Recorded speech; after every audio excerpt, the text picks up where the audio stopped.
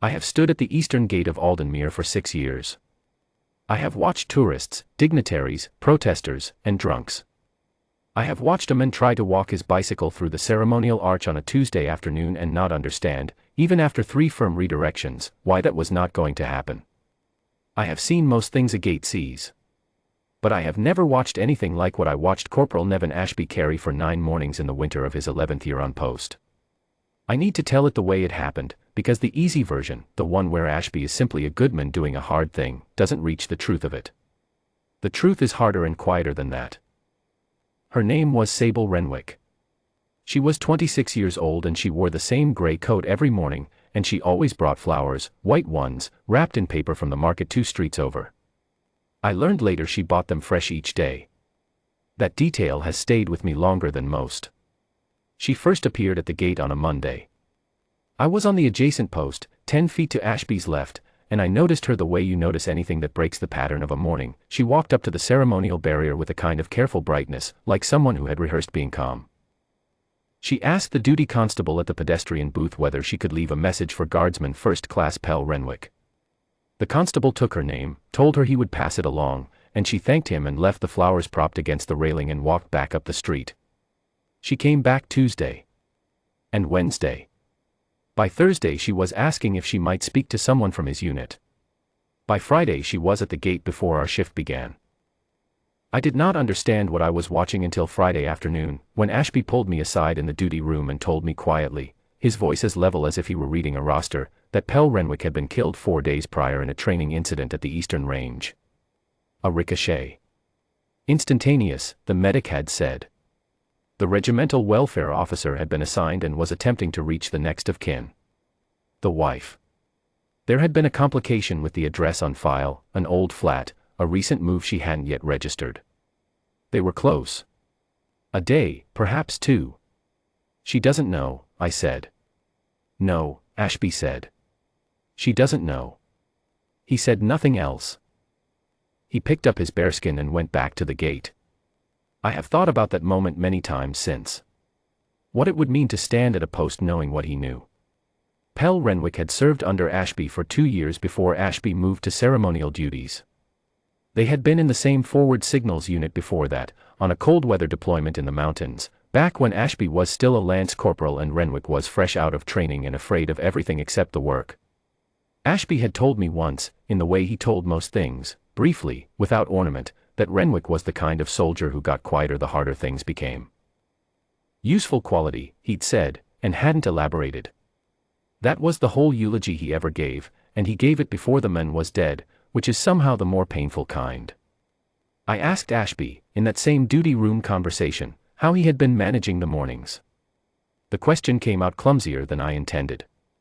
He looked at me for a moment, not unkindly, but with the flat patience of a man who has decided something and doesn't need to explain it. She's asking at the right place, he said.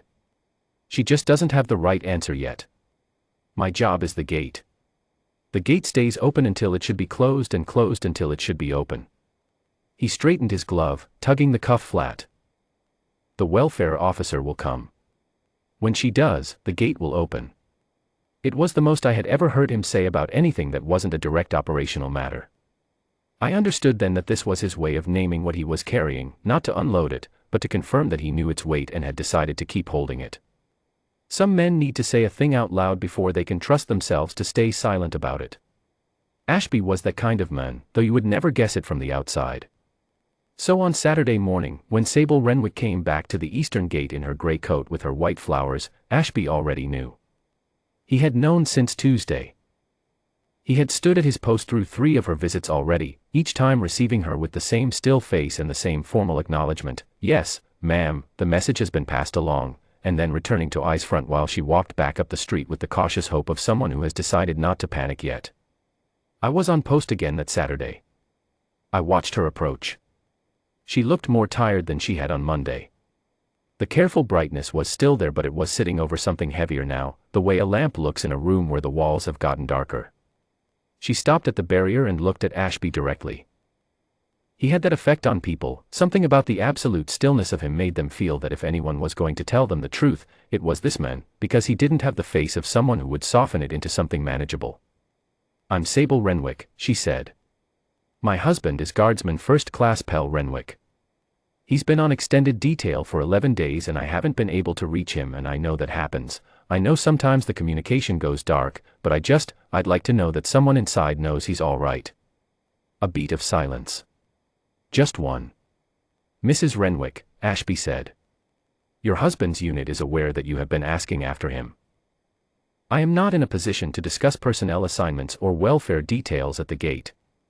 What I can tell you is that the appropriate welfare officer has been notified of your visits and will be in contact with you directly. That is the correct channel for this inquiry, and you have my word it has been activated.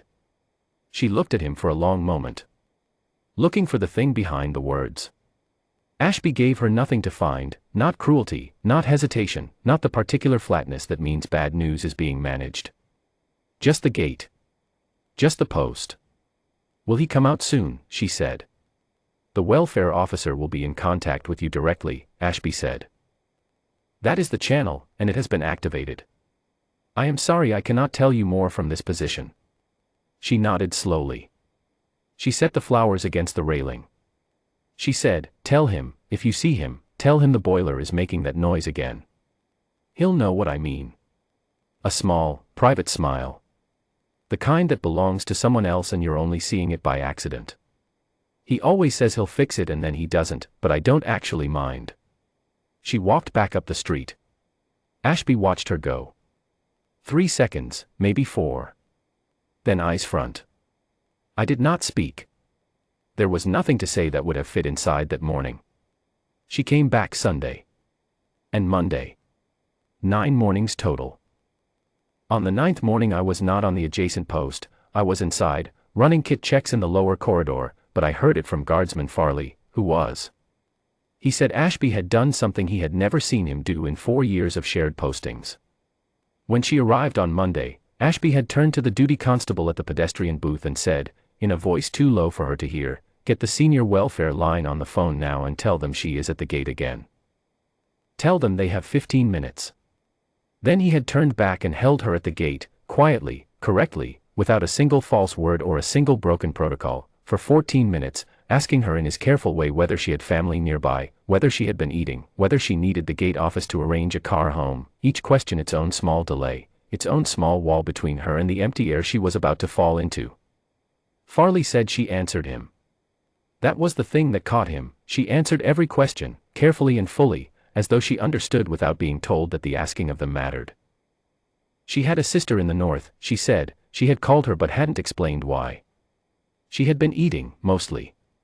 She didn't need a car. She asked Ashby whether it was normal, the waiting. Whether other families waited like this. Ashby told her that every family's situation was different and that the welfare process was designed to reach people at the right time, in the right way, and that he was certain that was happening. She said she believed him. She said there was something about him that made it easy to believe what he said, even when he wasn't really saying anything. Farley said Ashby nodded once at that, very slightly, and went back to eyes front without changing expression. But Farley had been watching closely enough to notice that Ashby's jaw had tightened and then released, just once, in the way it does when a man is swallowing something he has no intention of showing. The welfare officer arrived in 13 minutes. Her name was Lieutenant Maeve Osgood, and she was very good at her work. She came through the side entrance and she introduced herself at the barrier and she said, Mrs. Renwick, would you come inside with me, in the voice that people use when the news is already in the room.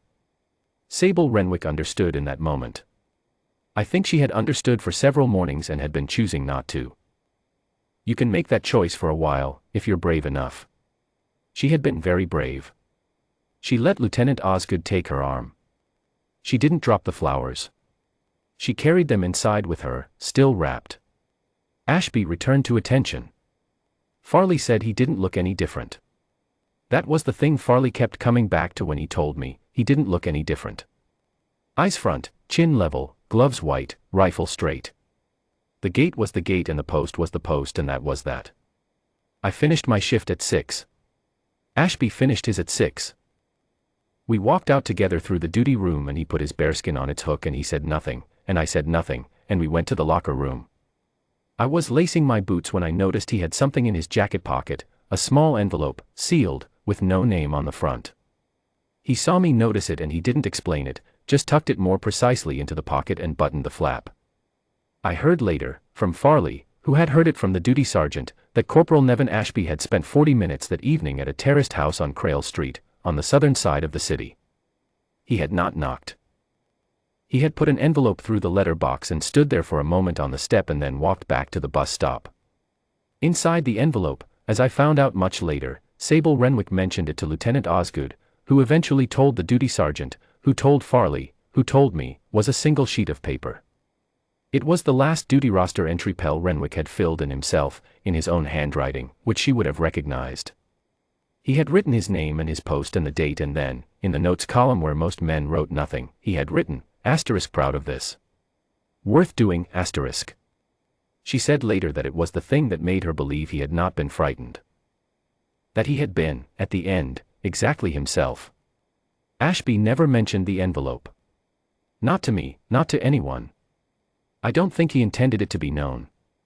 But grief has a way of becoming the property of more people than intended, especially when what's inside it is worth keeping. I have been asked, a few times since, what I think Ashby was doing.